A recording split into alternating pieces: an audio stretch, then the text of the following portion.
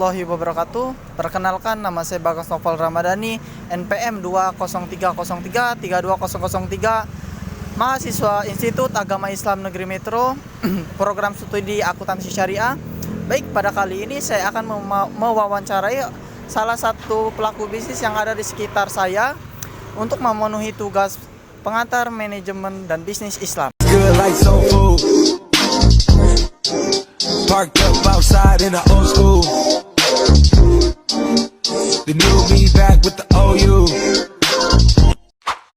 Assalamualaikum warahmatullahi wabarakatuh. Perkenalkan, nama saya Bagas Novel Ramadhani, mahasiswa dari Institut Agama Islam Negeri Metro. Di sini saya ingin mewawancarai Ibu selaku pelaku bisnis, Bu. Maaf, dengan Ibu siapa? Ibu Diana. Oh, baik, Ibu Diana. Apakah Ibu berkenan untuk saya wawancarai? Oke, baik, Bu. Nah, sebelum usaha ST ini, apa usaha yang pernah Ibu jalani, Bu? Dulu saya pernah jualan es degan, somai intan, itu aja sih. Oh, baik. Terus kenapa ST ini menjadi pilihan utama Ibu setelah usaha es degan dan somai intan? Karena kalau dari es teh itu harga yang pertama, harganya murah, jadi kan lebih terjangkau ke kalangan mahasiswa, anak-anak sekolah itu lebih terjangkau dari harga. Terus lebih cepet aja sih cara ini penyajiannya, praktis, nggak banyak modal gitu. Terus juga lebih banyak diminati, banyak peminatnya. Terus apa langkah-langkah yang Ibu persiapkan sebelum memulai usaha ini, Bu, es teh ini? Sebenarnya nggak ada sih ya, karena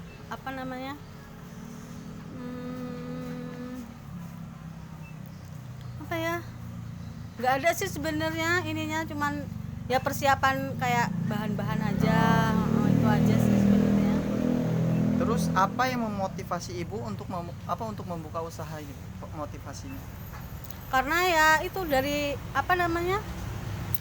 banyak dilirik anak karena murah itu, jadi lebih rame dan omsetnya juga lumayan kalau menurut saya sih di es teh ini. Baik. Terus sudah berapa Ibu menjalani usaha es teh ini? Kurang lebih 3-4 tahun lah. Sudah lumayan ya, Bu. Terus apa yang membedakan es teh Ibu ini dengan es teh yang lainnya atau pesaing lainnya, Bu? Menurut saya sih dari harga, menurut saya lebih murah di sini. Yang kedua, tempatku ada perbedaan rasa, ada rasa sepetnya, warnanya juga lebih terang gitu. Dan banyak variannya juga ya, Bu? Ya, banyak variannya. Terus apa upaya yang Ibu lakukan untuk memastikan kepuasan pelanggan? Yang utama ya rasa itu, tetap terus bersaing di harga, tetap di harga yang pasti. Terus juga istilahnya kita nggak ada hari libur nih, harus tetap buka walaupun hujan atau apa, tetap buka. Terus ada berapa jumlah karyawan Ibu dalam usaha es teh ini, Bu? Karyawannya ada 2. Oh, 2. Terus apa saja sih, Bu, tugas-tugas karyawan Ibu ini? Ya mulai dari membersihkan tempat usaha, mempersiapkan jualannya, terus jadi menjualin itu? Pelayan gitu. Melayani. Ya seperti itu. Terus apa motivasi yang Ibu berikan kepada karyawan agar para karyawan itu memiliki daya kerja yang tinggi, Bu? Motivasi. Nggak boleh libur yang pertama. Terus Yang pertama nggak boleh libur. Yang kedua harus ramah, jualinnya sama orang harus ramah. Terus ya mungkin itu aja lah. Terus kan Ibu ini sebagai pemilik nih, Bu. Apakah ada yang membantu di dalam bidang keuangan? Sedangkan di bidang keuangan kan dalam usaha itu salah satu hal yang penting, Bu. Nah, jadi bidang keuangan ini apakah Ibu sendiri yang mengelola atau ada yang membantunya, Bu? Saya sendiri yang mengelola keuangan, saya sendiri. Terus kalau untuk pemasarannya, Bu, Ibu sendiri juga atau ada gimana strategi? Selain ini dari online juga offline, ada online dan offline juga. Jadi kita masukin ke Grab, Gojek seperti itu. Oke, baik, Bu. Terus selanjutnya, Bu, strategi apa yang Ibu terapkan supaya usaha es teh ini tetap berjalan dengan baik, Bu? Strateginya. Itu ya.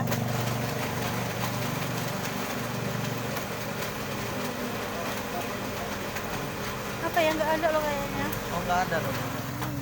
Berarti lanjut aja Bu ya. Iya. Terus apa rencana Ibu ke depannya terhadap usaha es teh ini? Bu? Rencananya pengennya sih buka cabang yang baru lagi, cari tempat usaha yang baru biar bisa nambah ini cabang, Karyawan, nambah buka lapangan karyawan, pekerjaan. buka lapangan pekerjaan seperti itu. Rencana buka di mana Bu kalau ini cabang? Rencananya pengennya bukanya ke arah metro sana sih. Oh, metro. Baik. Bagaimana Ibu menangani masalah-masalah pada pasokan bahan baku? Dari bahan baku kita cari sendiri, belanja sendiri, cari harga yang paling murah.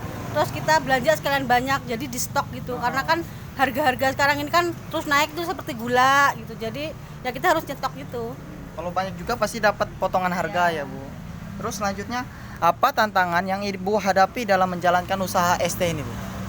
Tantangannya ya apa ya?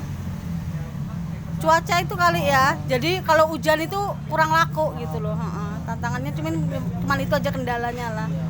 Terus bagaimana Ibu memelihara hubungan dengan para pelanggannya? Ya kita bersikap baik, adil sama antara karyawan-karyawan itu kan. Jadi nggak jadi selisih di antara mereka, yang utama itu. Terus ya nggak pelit-pelit amat lah dengan mereka-mereka itu, seperti itu aja sih sebenarnya. Terus bagaimana Ibu menangani jika ada konflik di antara karyawan? Ya kalau biasanya sih kita kumpulin bareng-bareng, kita omongin ada masalah apa gitu, Selesaikan seperti dengan itu. baik-baik ya. Iya. Musyawarah. Musyawarah. Terus apa metode yang Ibu gunakan untuk memantau atau mengendalikan operasi harian dalam usaha es teh ini Bu? Selama ini saya mantau sendiri, jadi saya tunggu di sini dari pagi nyampe malam, saya di sini terus. Jadi kita pantau terus. Jadi dari keuangan juga kan lebih aman seperti itu. Karena keuangan sensitif ya Bu, Ya, seperti takutnya. itu. Ya namanya kita kan nggak tahu ya hatinya orang seperti itu. Seperti itu aja sih. Bu, kalau untuk menunya sendiri ada apa saja Bu? Ada es teh original, ada es teh Milo. Es teh Milo itu teh biasa dicampur susu Milo itu, seperti itu. Ada juga teh susu. Teh susu itu es teh dicampur susu creamer itu. Seperti itu. Jadi es teh susu. Mas bersedia untuk saya wawancarai? Ya, baik kan? Oke, baik. Sudah berapa lama Mas bekerja di sini? Ya, saya bekerja di sini sudah hampir 1 sampai 2 tahun ya. Udah lumayan lama dan mendapatkan beberapa pengalaman juga di sini. Oke, baik. Sebelum bekerja di sini, Mas bekerja apa dan atau punya pengalaman apa di bidang kuliner? Ya, sebelumnya saya juga pernah bekerja di Ayam Geprek Agan di lokasinya di 24 ya. Saya bekerja di sana udah sekitar 2 sampai setengah tahun. Jadi saya mendapatkan pengalaman beberapa tentang kuliner-kuliner yang ada di sana. Jadi saya memutuskan untuk berpindah untuk mendapatkan pengalaman yang lebih dari itu. Baik. Selanjutnya, apakah ada target tertentu yang ditetapkan oleh pemilik atau ownernya? Ya, jadi setiap pengusaha, jadi setiap kita melakukan perdagangan itu pasti ada yang namanya target tertentu ya. Jadi kita itu mengeluarkan beberapa modal untuk mencapai target. Nah, jadi dalam sehari itu kita menarget seumpamanya dari 10 porsi. Jadi kita itu berusaha keras bagaimana caranya kita bisa melebihkan porsi tersebut. Jadi kita bisa menambah. Jadi keuntungannya kita dapat dari sana. Terus apakah rencana kedepannya untuk Mas? Apakah Mas akan buka sendiri atau bagaimana? Ya, kalau di bidang itu ya menurut pengalaman saya pribadi, saya udah bekerja menjadi karyawan ini sudah hampir 2 sampai 4 tahun.